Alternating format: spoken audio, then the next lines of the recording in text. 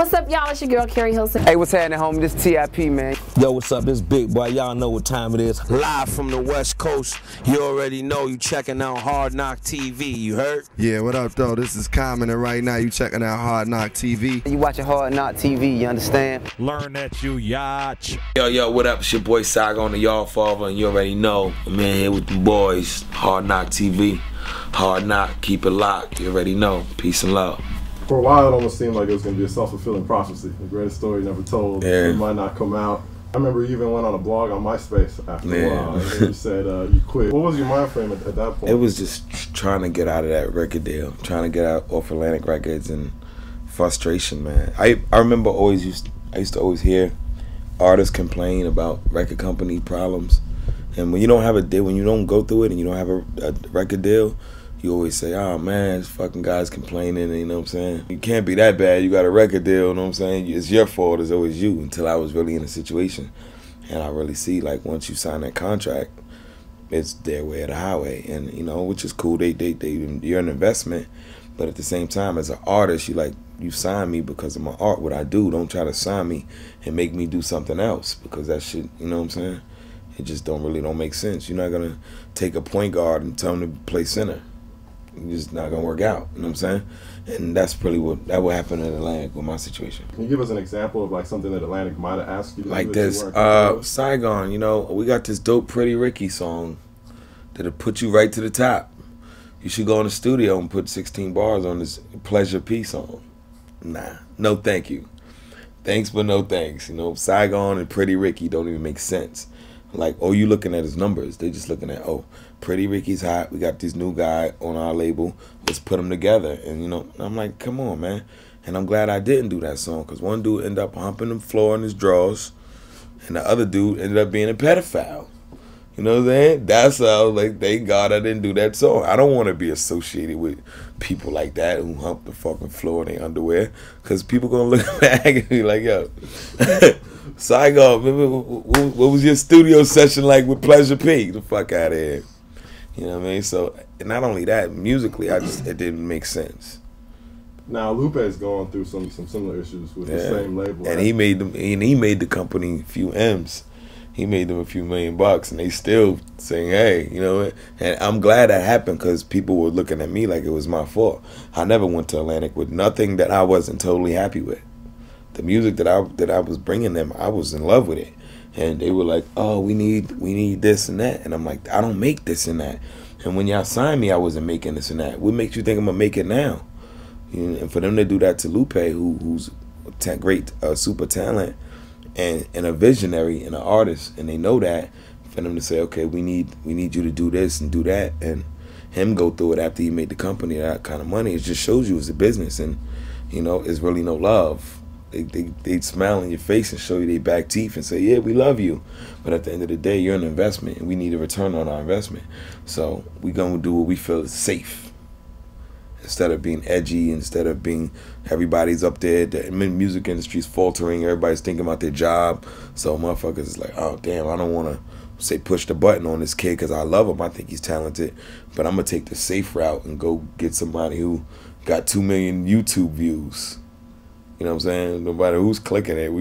It says 2 million on it. Somebody's clicking that shit. Have you and Lupe had a conversation about Oh, yeah. Me and Lupe, we used to talk a lot. I haven't spoken to him recently, but we used to speak a lot. And he just was like, man, you know, sometimes this ain't... He was on Arista before Atlantic, so he understood not being in the right place. He was on Arista for a few years before he even moved to Atlantic. So, you know, a lot of the big artists don't, you know, their first record company ain't where it's at. Jay-Z was on Priority. Lupe Fiasco was on Arista. Alicia Keys was on Columbia. Fucking 50 Cent was on Columbia. A lot of artists. Who else? It's tons of them that you could name. That their first deal. T.I. was on LaFace or something before he went to Atlantic. You know what I'm saying? And you know, it's all about time, and I just feel like the time for me is now. Come on, baby, come on and get with the game. They put the world's most underrated on the record with the greatest of all time. Can't no one debate it. Some made it fun to say that I am gonna make it. I will not lose. Some of this they do is too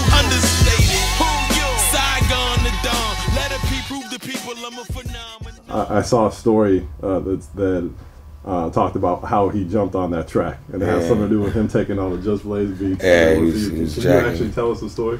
Yeah, we be in the studio working, and Just would give me a beat. I'd be loving the beat, bopping my head, and then, you know, 2 days later I'd come back and Just be like, I need to talk to you.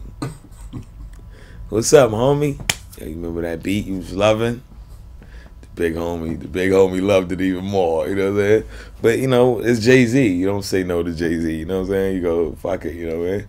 Because Just could always go back in there and make something crazy, so. But, you know, after, like, the third time he did it, I was like, Jay, come on, man. Like, come on, man. I'm trying to build something here. And what he did was, you know, being that he's an honorable guy, he gave me a verse. You know what I'm saying? He gave me a verse, and that was, you know, good move. Because you can't buy a Jay-Z verse. You can't say, hey, Jay, I got $100 grand to get on my song. And they go wipe his ass for the $100,000. You know what I'm saying? Like he said, you want to be in the Publix in your budget. Your whole bucket. You want to be in the Publix in your budget. That's what he mean. You want to be on your record, send your whole fucking recording budget. That means you have no more money to do anything else. Can you tell us some of the beats that you were supposed to originally get? Kingdom Come. What else was there? It was another one that he ended up not using, but he took it. Even Show Me What You Got when Just was making it. I'm in there like, I want that. He like, no, because he played the drums live on it. I'm like, Just, I want that. He on the house, son. Got you. Yeah, that's next thing you know, I see the video. Jay-Z's doing the hula dances to the beat in the back. I'm like, nah, that's Jay though, man. Like you don't say no to Hov, man, because he's a good dude and he's a humble, kind dude to be who he is, and for him to even like I bumped into him recently and. You know, it's always the same love. It's always the tight hug. What up? It's always the 10 minutes of his time when he see me. And I appreciate this dude is Elvis Presley on steroids. You know what I'm saying? So you got to appreciate that kind of shit. Now, there was rumors circulating maybe like a year or 2 years ago that you were possibly going to sign a Roc Nation. Yeah, I was. It was just, because it was just so early in the beginning of that company, you know what I'm saying, that Jay was like, you know, let me get shit running and we see what's up. Like, they just started the Roc Nation at the time. So, you know, at the time, I'm like, I was still on Atlantic. I didn't get off Atlantic till March 17th of 2010. That's what people didn't realize. People said I was signed to Amalgam Digital. I never in my life was signed to Amalgam Digital. I just did it. I took their money and gave them some songs. Like, yo, it was a drug deal. Here's some songs, give me the money, see you when I see you. You know what I mean? It wasn't even no ongoing conversation with the dudes. It was, here, go sell. If you tell you can sell these records, they give me a nice check, and then we went our separate ways. Now, is there any chance that you could potentially re-explore that situation of Roc Nation now that it's a little bit more established? Or oh yeah, but I'm happy with my situation right now. I feel like I need to build my foundation and reintroduce myself to the people who do know me and the people who don't know me. Like there's more people who don't know me than do, and I'm seeing that going to these towns where I'm out. You know, I'm pretty much obsolete. Motherfuckers like, who are you? A lot of people know me from Entourage. That's all they know. Like, I gotta tell them now I'm a real rapper. Like I'm not some made up dude from TV. That's what a lot of people believe. So I gotta go out there and bust my ass and go gain fans and go out there and finish what I started. You ever feel like it's you against the whole world? Everybody is scheming, even your own girl. Homeboy, counting your money, tell him you ain't got it. You looking at your phone, feeling like I probably need an evil leader. Or evil beaters either right now. How did the Saigon story end half? Know what they saying for now? They say I'm a kisser. I'm still on the top. Come on, Cali. And y'all ain't gon' die.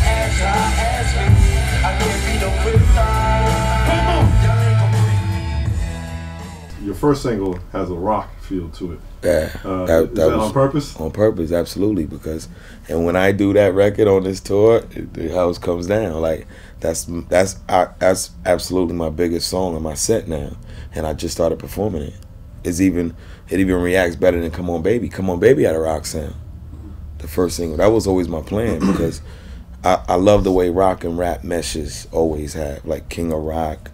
And ever since Walk This Way, I always thought that shit was dope. And being on tour with Jay-Z overseas, his biggest record is 99 Problems. When he does that record, the fucking house explodes. If you're having girl problems, I feel bad for you. When that shit dropped, the fucking place goes crazy. And I'm like, and that wasn't really one of my favorite Jay-Z records until I seen the live and with the band and all that. So I'm like, I need one of those, you know what I mean? So we went and made Bring Me Down, but Just Blaze, we got like a more hip hop sounding version of it as well. Can we see that sound throughout the album, or is that just on the singles? Oh no, yeah, it's a few, cause you know Just Blaze like them loud horns and he likes that sound. So yeah, it's definitely a few more of those on there. It's some people gonna be surprised by how I went everywhere. I mean, I got something for everybody on here. Speaking about Just Blaze, what has he meant to your career? 80%, 90% of my career thus far, I owe to just him attaching his name, him allowing myself to align myself with his brand. Cause Just Blaze is a brand on his own. Like I said, we could sell 10,000 instrumental CDs of this shit because people love his beats, you know what I'm saying? So just the fact that he's allowed me to align myself with him, man, he's always been there for me, like as a brother, not just as a producer or business. It's been like he opened his heart up to me and shit. Like we like brothers more so than like business partners now, you know? His family's like my family. So I love Just Blaze to death. That's like, if I never wrote a rap again in my life, I'd still be friends with that dude. Like he's the most honest dude I ever met in my life. Now there was some speculation that when you said that you quit and the whole Atlantic thing, that maybe he took it a certain way. Just used to get mad because I would do things sporadically instead of coming to talk to him first, because he's like, dude, I'm part of this shit too. So when you go out there on your tirade and you wild out, it affects me too.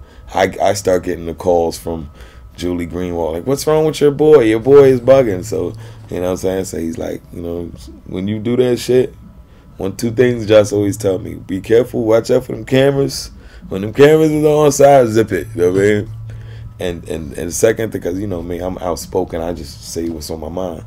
He's like, them cameras, but be careful with them cameras. And before you go out on a MySpace blog or Twitter rant, just holler at me so I could, you know what I mean, smooth it out and we could do it in a better way.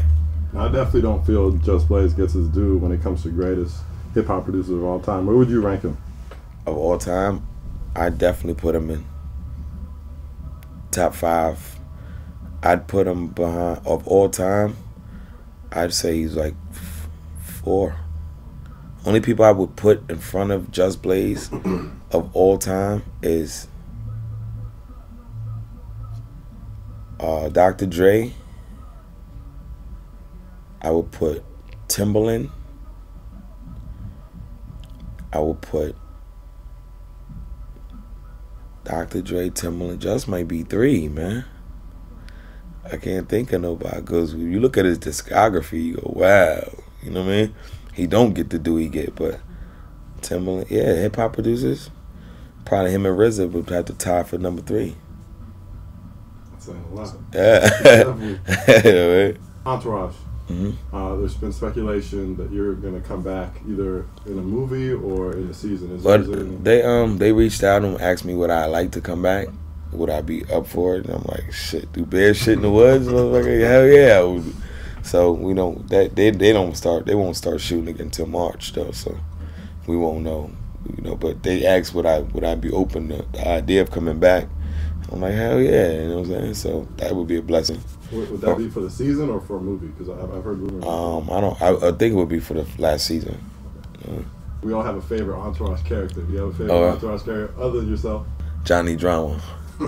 Johnny Drama is fucking hilarious to me. To me, he's the funny. Everybody likes Ari, but I like Drama. Drama be saying some funny shit, and his delivery is fucking always on point. You know?